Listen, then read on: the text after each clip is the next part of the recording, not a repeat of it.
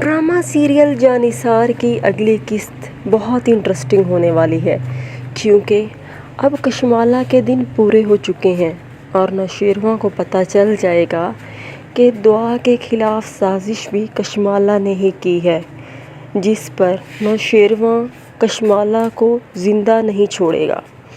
اگر ابھی تک آپ نے ہمارا چینل سبسکرائب نہیں کیا تو ابھی سبسکرائب کریں۔ ڈرامے کی آنے والی قسط میں کشمالہ اور دعا میں ان بن ہو جائے گی۔ دعا کہے گی کہ آپ سے اس گھر کے لوگ کتنی محبت کرتے ہیں، آپ پر کتنا اعتماد کرتے ہیں، اس کے باوجود آپ یہ الٹے کام کرتی ہیں اور ہر ایک کا اعتماد توڑنے کی کوشش کرتی ہیں۔ تو کشمالہ کہے گی کہ مجھے کسی سے پرابلم نہیں ہے، صرف تم سے پرابلم ہے، کیونکہ تم نوشیروان کی زندگی میں آ گئی ہو۔ تم نوشیروان کی زندگی سے نکل جاؤ تو میری یہ پرابلم بھی تمہارے ساتھ ہی ختم ہو جائے گی اور پھر میں تم سے بھی نفرت نہیں کروں گی۔ اب تو مجھے تم سے شدید قسم کی نفرت ہے۔ لیکن دعا کوئی بھی جواب دیے بغیر وہاں سے چلی جائے گی۔ اور کشمالہ کہے گی کہ جو کام میں نے تمہارے لیے کر دیا ہے، تمہیں اس سے کوئی نہیں بچا سکتا۔ تم حویلی سے زندہ واپس نہیں جا سکتی۔ تم نے مجھ سے پنگا لیا ہے، اب دیکھو میں تمہارے ساتھ کرتی کیا ہوں۔ دوسری طرف فضا بھی اپنے گھر جائے گی تو اس کی ماں اسے بتائے گی کہ ہم ثانیہ کا جلد ہی نکاح کر رہے ہیں۔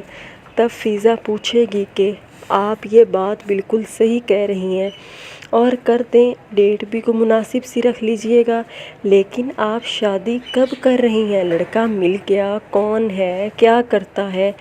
تب فضا کی ماں کہتی ہے کہ ابھی کوئی لڑکا نہیں ملا، کیونکہ ثانیہ نے ہمارے سر پر بم پھوڑ دیا ہے کہ لڑکا امیر ہونا چاہیے اور پیارا بھی، جو میری عزت بھی کرے، تو ایسے لڑکے ڈھونڈنے کے لیے بہت ٹائم لگتا ہے۔ اب کوئی فضا کی اماں سے پوچھے کہ ٹائم تو لگتا ہے تو پہلے ہی کیوں اپنی بیٹی کی ڈیٹ فکس کر کے بتا رہی ہو؟ جب لڑکا نہیں ملا تو ڈیٹ پہلے ہی فکس کر کے بیٹھی ہو کہ اس ڈیٹ کو میں اپنی بیٹی کی شادی کروں گی۔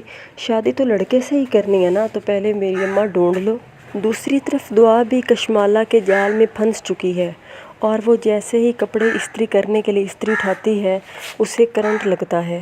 اس کے بعد دعا نیچے گر کر بے ہوش ہو جاتی ہے اور تبھی وہاں نوشیروان بھی آ جاتا ہے۔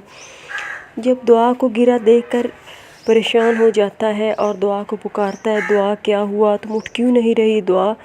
لیکن دعا تو وہاں سے نہیں اٹھتی۔